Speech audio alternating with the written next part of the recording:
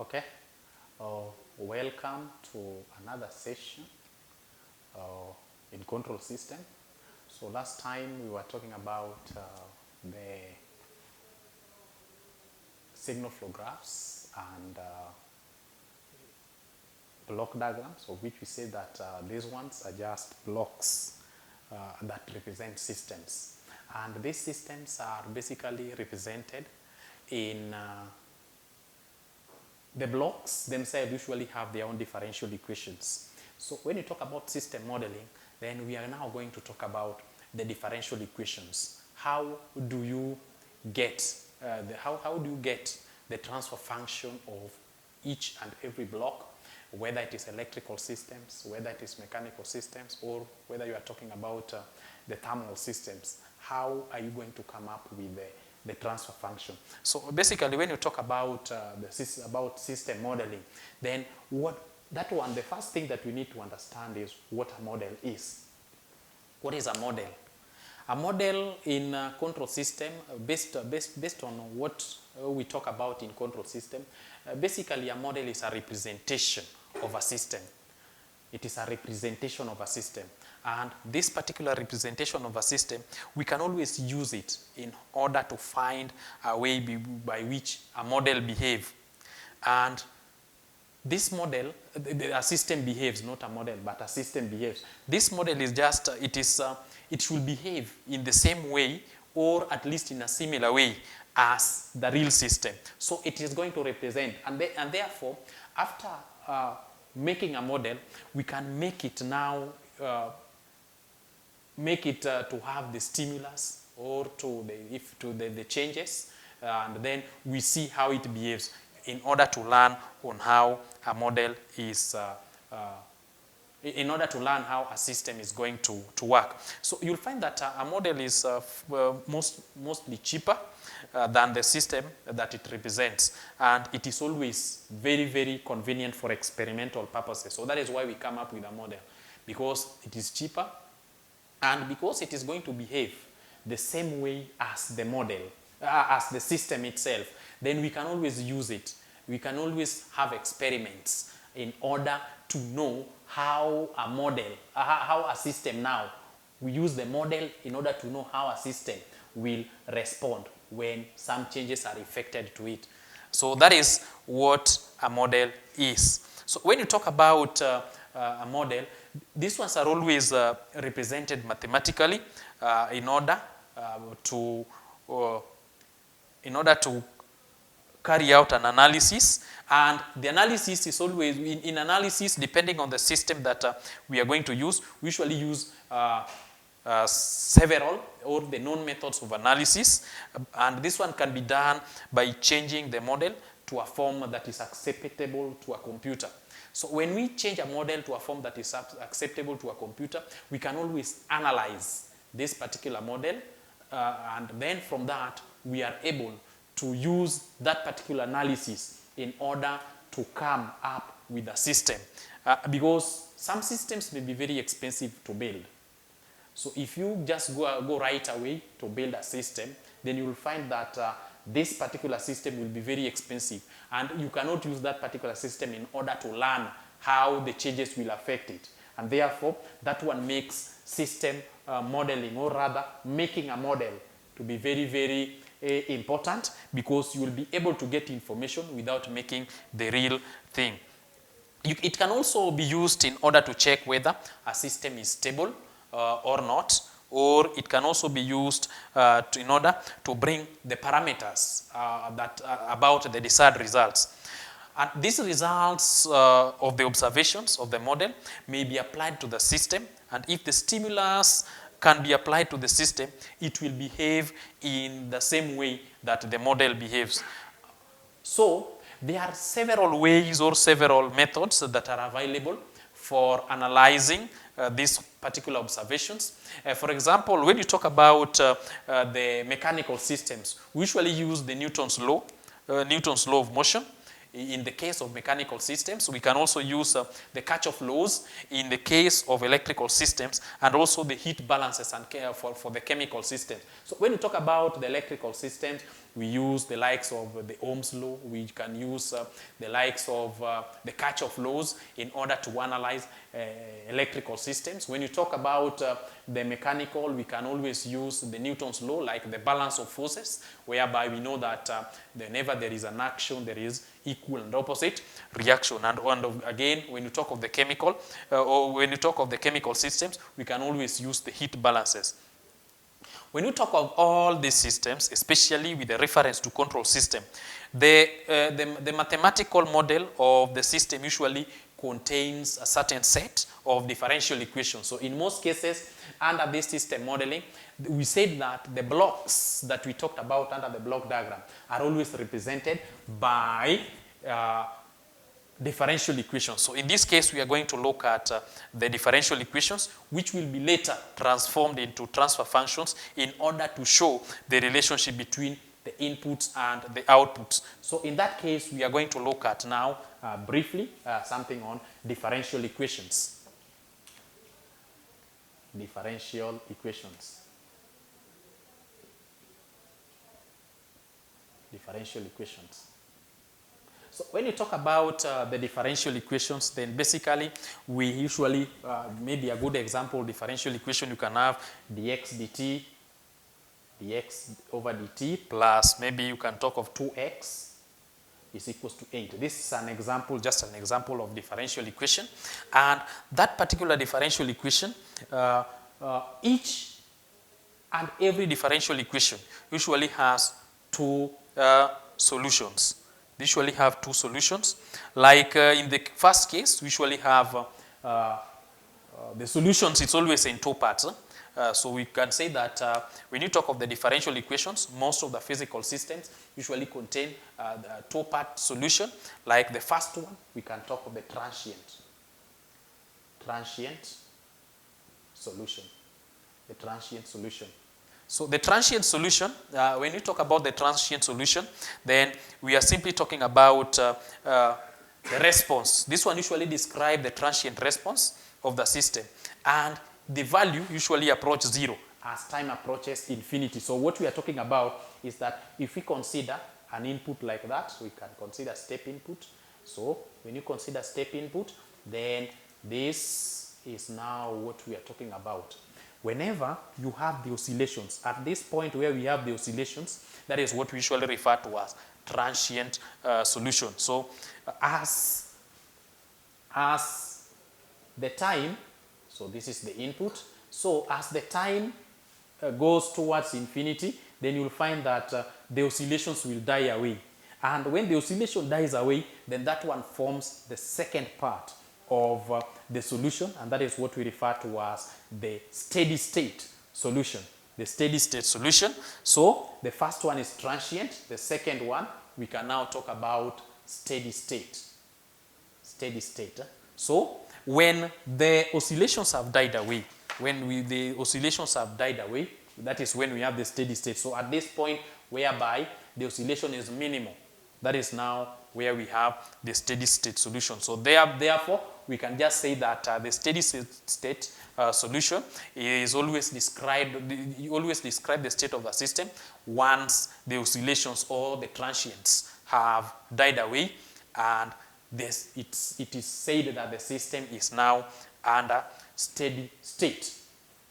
So those are the two solutions of the differential equation that we can talk about. So let's look at some of the notations that are always used in order to represent differential equations. So notations, some of the notations used to represent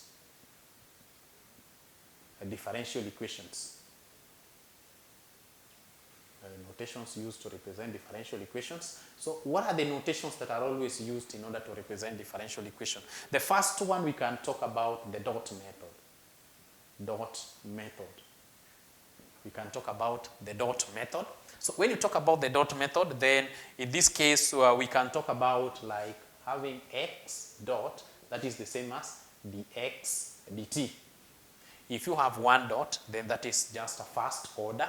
If you have maybe two dots like x, and two dots will be d squared x over dt squared, and that is now the dot method, and so on and so forth. If you have three dots, then that one is now a third order, and it can be represented in that manner.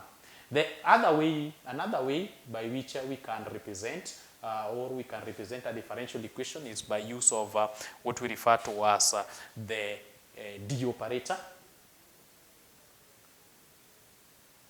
D operator. So when you talk about the D operator, then in this case we are simply talking about D, capital D, will give us d dt.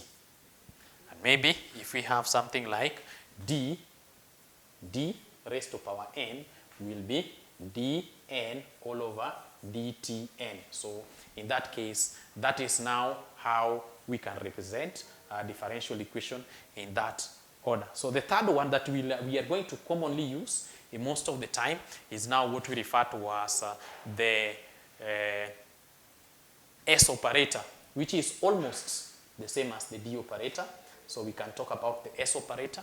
So when you talk about the S operator, then in this case we can talk of S. S is equals to dn. S is equals to, not really. We can talk of S is equals to d dt. Then we can also talk about S raised to power n is also the same as d raised to power n all over dt. So that one is, in fact, what we are going to use most of the time is the S operator in order to look at the transfer function. So when S operator basically transforms the transfer function from the time domain to frequency domain. So I want us to look at the transfer functions. Transfer functions. Can look at transfer functions.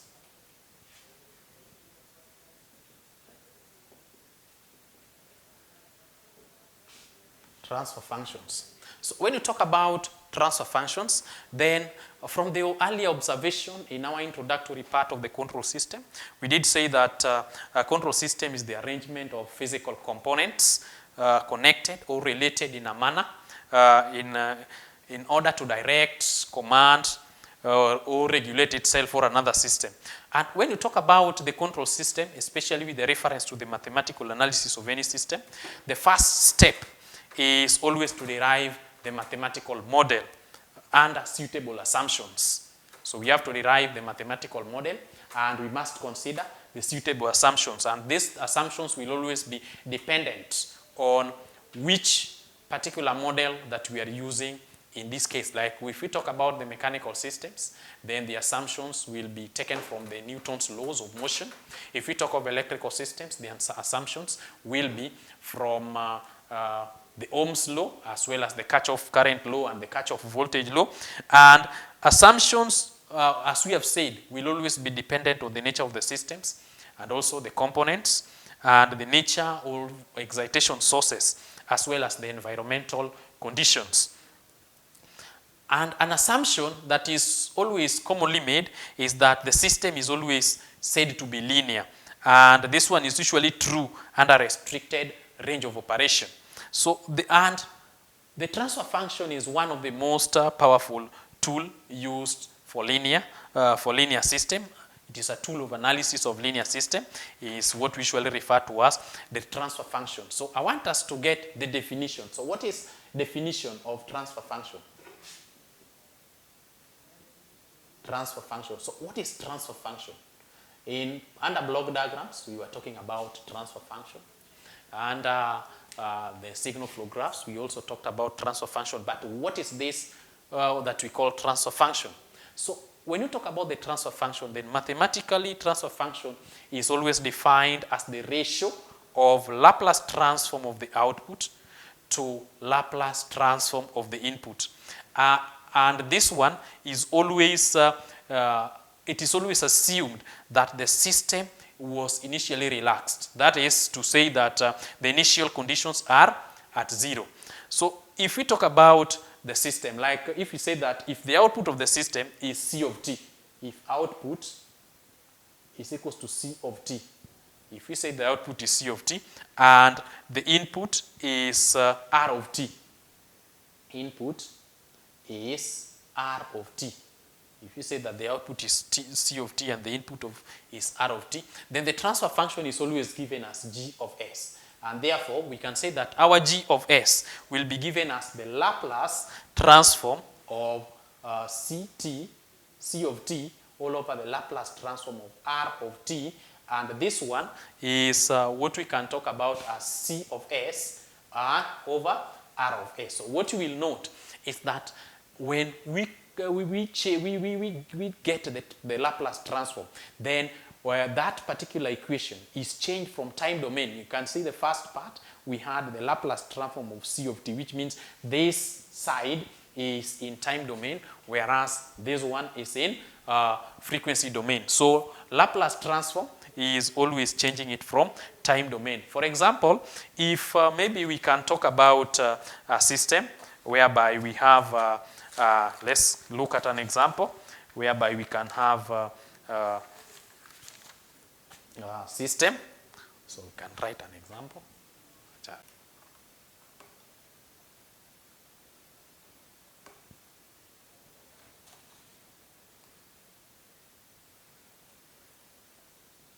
So we can look at an example. This is just a simple question whereby you are asked, the question asks, derive the transfer function of a physical system which can be described by the following differential equation. So the differential equation is here, d squared C of t over dt squared plus 10 dc of t over dt plus 5 C of t is equal to 7 dr dt plus R of t.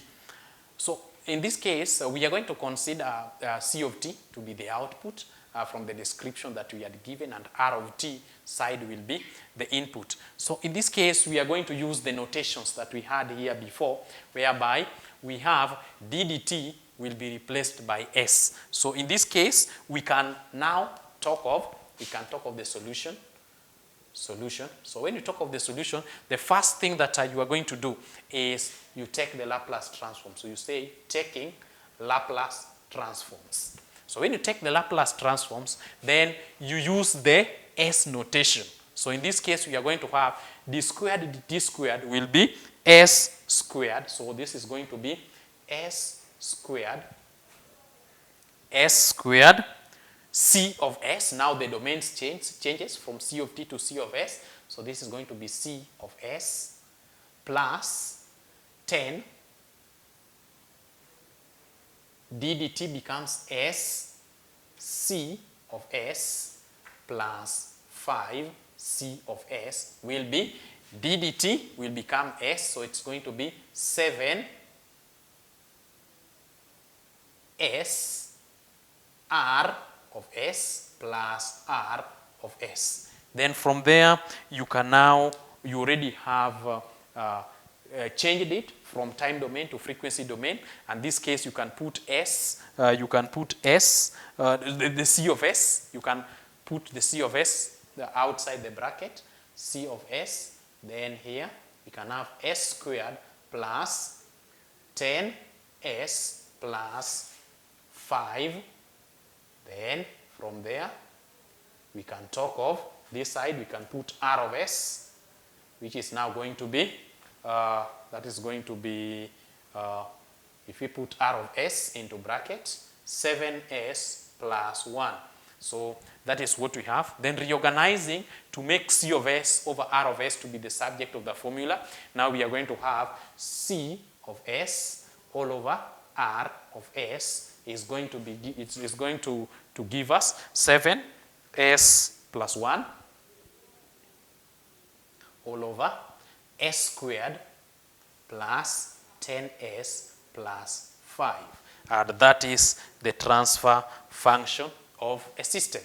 So that is basically the transfer function of a system given that equation. And with that, you shall have obtained the transfer function of the system, that is C of S, which is the output in frequency domain, over R of S, that is the input in frequency domain. So that is why we said that when we're defining transfer function, we did say that it is actually the the ratio of the Laplace transform of the output to Laplace transform of the input, and you have to take an assumption that the initial condition is 0. So basically that is the solution for that particular problem. In our next tutorial, we're going to look at the transfer function of electrical networks.